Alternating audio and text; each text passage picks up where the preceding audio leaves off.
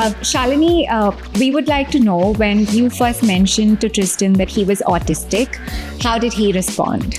So Tristan's a very funny child. Like I told you, he loves wordplay. So when he heard the word autistic, he said, "But Mom, I know I'm autistic." That was really cute. Oh, wow. And the restaurant didn't want to pay him. We thought that was really unfair. And as parents, we also sat down and we talked about it. And we said, okay, shall we let him just do it for the experience? Tristan would say, "I know I have autism. I know I'm different, but I'm not less. And the Gateway School of Mumbai should have a statue of me because I'm so fab."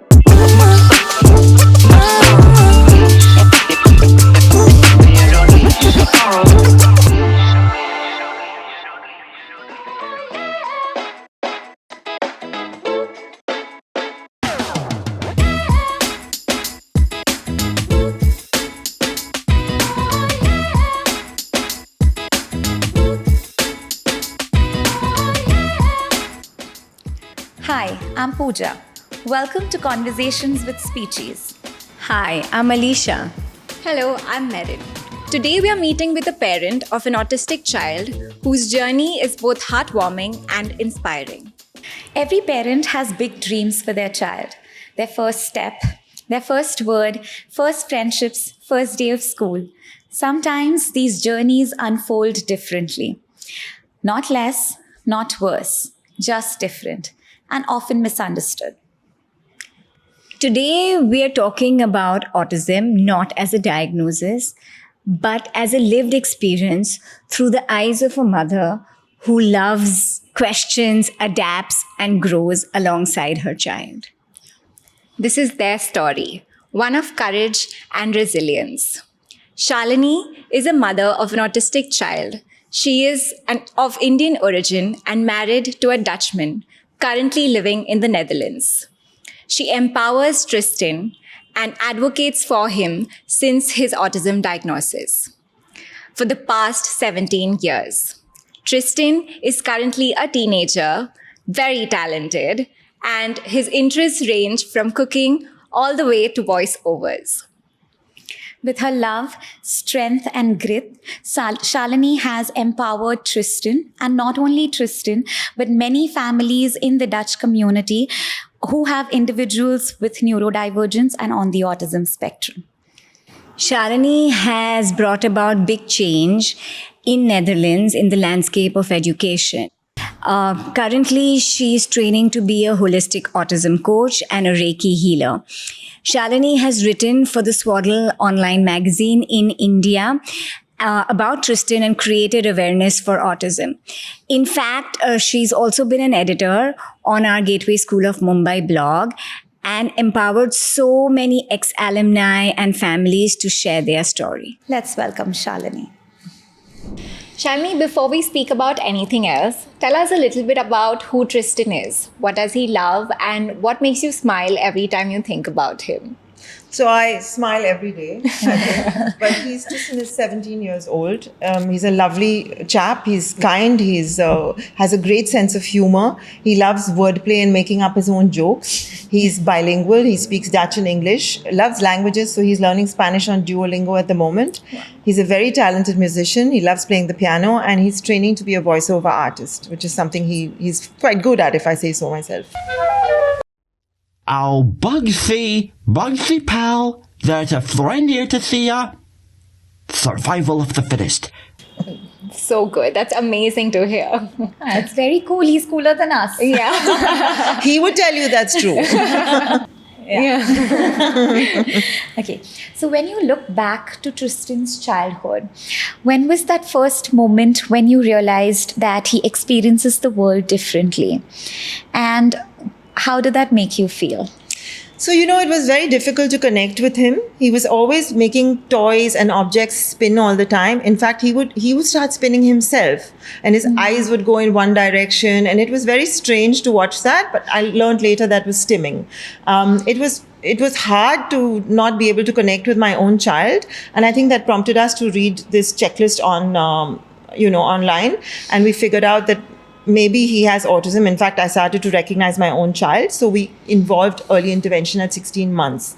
Of course, that was a very difficult process because when you're trying to get pregnant and have a child, you have this real life going on in your head. You think it's going to be a perfect movie, and in fact, it was a shock because I didn't know what I was dealing with. The only connect I had with autism was from Brain Man, and I didn't know what was happening. So there was grief, there was anger, there was sorrow, there were all these emotions that I didn't know what to do with. But I knew I had to help my child and I had to get to know him. So I involved early intervention at a very young age. And I think that was actually the best thing I did. Yeah. I think even our founder Indira talks so much about early intervention and how that impacts developmental outcomes and that changes everything for a child. And you reinforce Really that does. for us. So thank you. So you had quite a journey. There's been ups, then been downs. Was there a time when you really felt like you had to take a stand and advocate for Tristan? And what was that like? So there was a time when in the Netherlands in 2009 and 2010, there was no place to put these children who were diagnosed before the age of 3. In fact, they ended up putting them in classrooms which were designed for physically and mentally challenged children. And when you have a child on the spectrum who has so many sensory issues, and my child has auditory issues, and these children want to communicate, so they're using very loud sounds. And my son couldn't deal with that. It was very hard for him. And I noticed that when we came to India and we would give him his therapies here, he was thriving, but when we went back, he was really upset. And I said to myself, okay, something has to be done about this. I have to try and change this somehow. So I managed to contact a Center of Autism, cardiac group of schools, behavioral therapists, and I got on board with Ilonka von Rudnay, who was the orthopedic psychologist for the cardiac group of schools. And she was so open and kind to listening to what we had to say that she actually started classrooms for children under the age of 3 who had not been diagnosed, and she started calling them Tristanchers, which means little Tristans. And that was really very gratifying because I made a dent in the Dutch system. And that was really wonderful because it didn't just benefit our child, it benefited all the kids. So that was actually a wonderful feeling for us. Shalini, you've put so much effort in creating inclusive spaces for Tristan. Like, what was that journey like? And what do you wish schools and communities understood better in the Netherlands? So I think it's very, the Netherlands is such a tiny country in comparison to India. India is about 90 times bigger than the Netherlands. It's a very overburdened, tiny country, and there are not enough special needs schools. There are, in fact, there's a lottery system for autistic schools. We were lucky to have Tristan get into the Leokana with the basic school as well as the secondary school. But a lot of children, they don't get an education. They are actually at home for a very long time, and they are reliant on a parent or on guidance counselors. So I feel, the schools could learn to either, if there's not enough space, give your teaching staff special needs education. Find classrooms, make classrooms that have tools that can support these children so that there's a place for them. It's very sad. And also homeschooling is not generally looked down upon in the Netherlands. So these kids can't go to a school. They suffer with their socialization and their communication. And they also are not allowed to have a proper education at home, at least which is not recognized. So that's very sad. Communities, I feel, parents, if they were more aware of what autism was, they would realize how difficult it is for these children to socialize and to communicate. If you educate your children, then our kids will also probably have friends in the neighborhood who are more accepting and who are more respectful of them. I feel inclusivity starts there because eventually they will be peers. They will grow up together. They will be in college together. They will work together. It's got to be more inclusive. There's got to be more awareness. There's got to be more acceptance. So I feel that that's really lacking in our society at the moment, which really needs to change. Do you think things have changed from what you experienced 10 years back when you were trying to fit him into school to the way things are now? You did champion change and you did, get people to think about how to support him, how to support children like him. But what's the transition been like and what kind of change has happened post that? I don't really see such big changes. I see more changes here. Like I see more changes happening here, perhaps because it's the society, it's the culture, it's everything. But we also had Corona, we've had the Ukrainian war, we've had all these things happen, which I don't think has been very beneficial to opening people up and to making them, more aware or more warm. In fact, I think people have gone more into their own shells, which has been, so it's difficult for me to say that. I don't know if the schooling system has changed. I know with my son right now, he has to apply to a college for next year, and he had to have a bridge class between his last school and this college because now he's not emotionally ready to go into a mainstream college. So I think that has not changed. They are lending more support in these colleges. There are people who are there to help support him in the smaller colleges. So I do see that, but it's a difficult question to answer. What do families do in the meanwhile? What other services are available there? So the school systems, the wait lists are there because there's very few schools that are specialized, especially for autism. And also the Netherlands is a really tiny country. So in the meantime, you have services which have like guidance counselors that you can hire who can come to the house and help your child become more independent, teach them not just from their books, but also about manners, from social stories, how to sort of get on in life. And to take them outside, maybe on day trips and things to experience life, or teach them how to go to the supermarket and teach them about prices and how to use money. There are lots of tools, or use public transport. So you're reliant on these companies that have guidance counselors. And usually both parents work part-time or full-time in Europe. But I think in situations like this, usually one parent decides to stay at home and give the child more time. So I think that's what we have. Shalini, we'd love to do a reflective segment with you. Think of it as a game. So I'll begin a sentence and I'd like you to complete it. Sure. If people truly understood autism, they would. If people truly understood autism, I think they'd be more inclusive. They would be more educated. They would be more aware of how they should talk to these children or involve them in their lives, or educate their own kids to try and be friends with our children, so that these kids have some kind of childhood, that they're not isolated. I would hope for that. I would hope for a more compassionate world. More accepting. A more accepting one. If there was one thing that Tristan would want to tell the world, I think he would say, Tristan would say, I know I have autism. I know I'm different, but I'm not less. And the Gateway School of Mumbai should have a statue of me because I'm so fab. Yeah. Talking a little bit about yourself. If this is your sentence starter, if I could go back to my younger self in early years, I would tell my younger self, Don't sweat the small stuff. Just know that everything's going to be okay. yeah, it all ends up being good. Yes. So we're going to continue with some questions.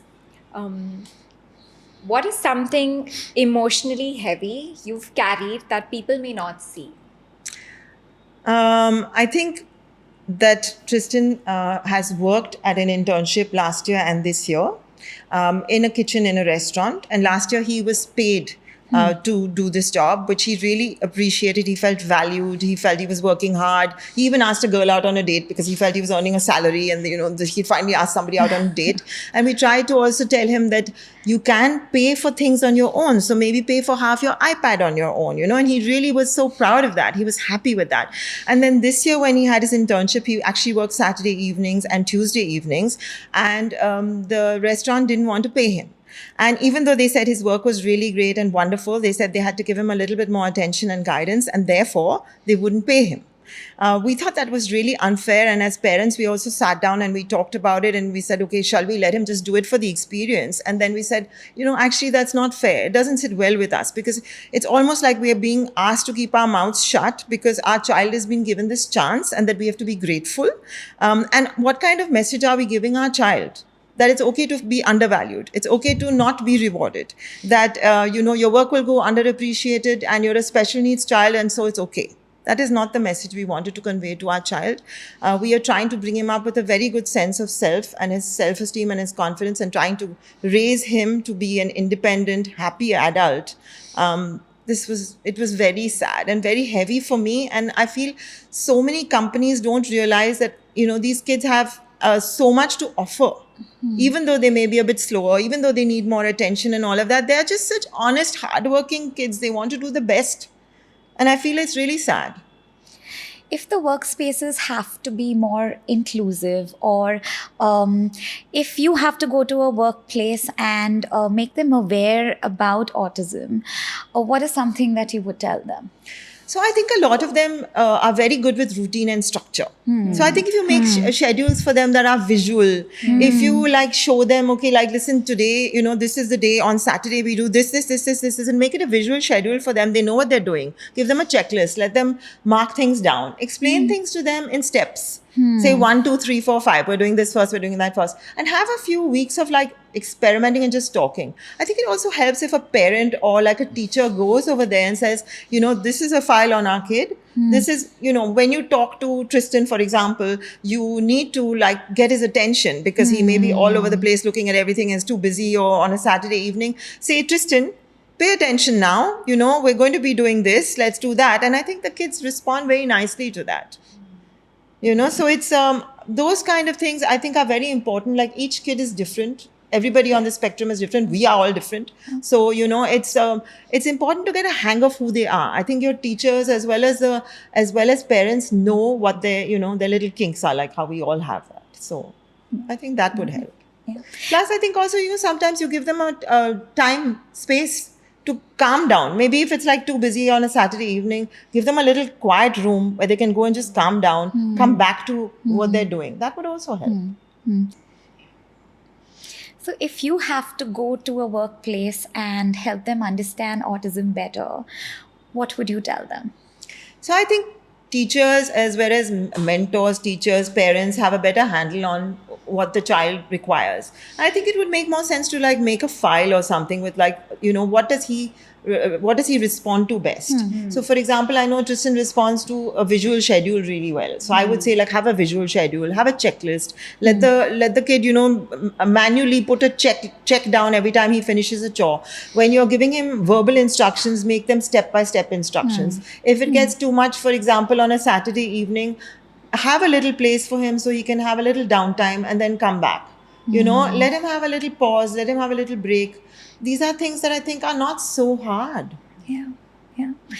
And I do see these small changes happening, at least in some public places here, like airports. The Mumbai International Airport does have a facility for therapy dogs, and some of our malls have sensory spaces where children can hang out while parents are shopping. So I do see these small changes coming up, but more parents who are advocates like you and who spread the word out in the community are doing such a wonderful job, and hats off to you for that. Thank you so much. That's so lovely to hear. Shalini, there's been a lot of learning for you in this whole journey with Tristan. What do you think life has taught you being Tristan's mother, which you would not have learned otherwise? So I think it's exposed me to a lot of facets within myself which I never knew existed. It's helped me to step out of my comfort zone in ways that I never thought I had the courage to do.